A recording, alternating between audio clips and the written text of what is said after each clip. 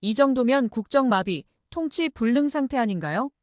한국갤럽 조사에 따르면 윤석열의 지지율이 20%로 취임 후 최저치를 찍었다고 하죠. 하지만 낯짝은 한층 더 두꺼워졌는데요. 이번 추석 영상 메시지에 김건희가 다시 등장했습니다. 이는 명품백 사건에 대한 검찰의 무혐의 판단과 검찰 수심위의 불기소 권고에 따라 더 이상 비판 여론을 의식할 필요가 없다고 판단했기 때문이라는 해석이 나오는데요. 참 뻔뻔하기 그지없습니다. 제발 나오지 말라는 국민들의 절규는 들리지 않는 모양입니다. 그런데 곧 낯짝 두꺼운 부부를 두 번 다시 안 볼 수도 있을 만한 충격적인 녹취록 폭로가 예고되었습니다. 연휴 끝에 불어닥칠 허리케인급 후폭풍 소식을 빠르게 전달해드리겠습니다. 영상 시청 전 괜찮으시다면 구독과 좋아요 한 번씩 부탁드리겠습니다. 최근 한 여론조사를 보면 윤석열은 지난 20년간 역대 대통령 중 가장 신뢰도가 낮은 것으로 나왔는데요. 심지어 임기를 반도 못 채웠는데도 이명박, 박근혜 임기 말보다 신뢰도가 훨씬 낮습니다. 매주 나오는 직무수행평가가 그때그때 잘한다 못한다를 나타낸다면 신뢰도는 더 넓은 범위로 그 사람 자체에 대한 믿음을 갖고 있는 사람들의 숫자, 즉 뭐래도 찍어주는 사람들이 얼마나 되느냐를 말하는데요. 윤석열은 가뜩이나 그 수가 적었는데 의료대란 풍파를 맞이하면서 아예 최악의 대통령이라는 평을 받고 있는 것이죠. 이에 국힘 의원들마저도 위기감을 느끼며 발을 빼는 중인데요. 앞자리가 바뀌는 순간 측근부터 떨어져 나간다는 말이 나오고 있습니다. 이에 대해 유승민 전 의원은 이렇게 말했습니다. 한때 콘크리트라고 믿었던 70대 이상과 영남권의 지지율도 의료 붕괴를 겪으면서 돌아섰습니다. 이대로 가면 망한다는 민심의 무서운 경고입니다.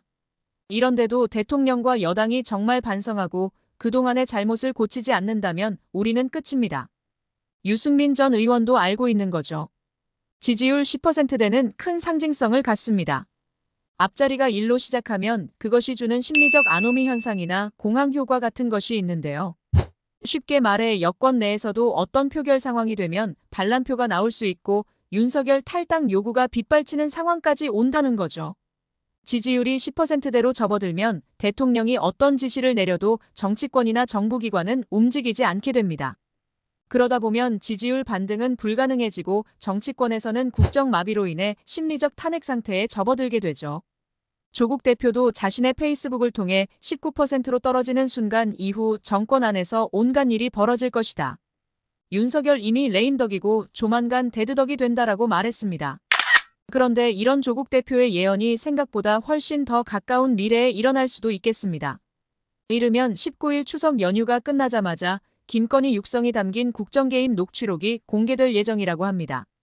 시사평론가 장성철 소장에 의하면 뉴스토마토에서는 김건희의 공천 개입과 관련해 어떻게 이런 일이 발생되지라는 생각이 들 정도의 놀라운 일을 추석 연휴가 끝나고 공개한다고 밝혔는데요. 현재 전반적인 취재는 다 끝났고 크로스 체킹도 거의 끝난 상태라고 합니다.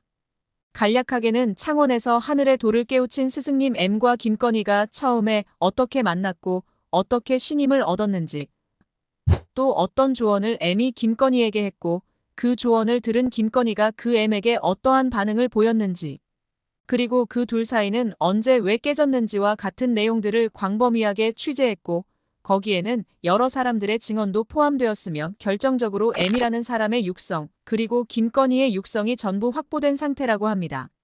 한마디로 공천 문제와 관련해서 정치권에 있지 않은 사람이 김건희와 여러 가지 상의도 하고 조언도 하고 결정도 하는 내용의 녹취가 확보된 것 같다는 건데요. 용산과 대통령실을 난처하게 만들 김건희의 목소리를 우리가 들을 수 있을 것 같다고도 했습니다. 보수 우파 전체가 손가락질 받을 수도 있는 상황까지도 예상되는 이번 폭로는 분명 탄핵의 도화선이 될 것 같은데요.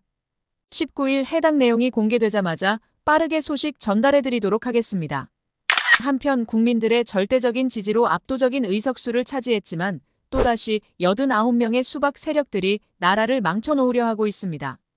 이재명 대표와 정청래 법사위원장이 국민의 뜻대로 특검법을 상정시키려 하였지만 결국 수박 세력으로 의심받던 우원식 의장이 초유의 사태를 저질러버렸는데요. 이래서 추미애가 아닌 우원식이 국회의장이 되는 것을 막았어야 했습니다. 국회 법사위에서는 11일 김건희 특검법, 최상병 특검법, 지역화폐법 개정안을 통과시켰습니다. 더불어민주당을 포함한 야당은 12일 본회의에서 새 법안을 처리하자고 요구했지만 우원식 국회의장은 이를 거절했습니다. 추석 연휴를 앞두고 쟁점법안 처리를 통해 공세 수위를 최대치로 끌어올리려던 야당의 전략에 급제동이 걸리면서 우원식 의장 때문에 계획이 틀어질 수밖에 없는 상황입니다. 이 법안들이 그렇게 쉬워 보였습니까?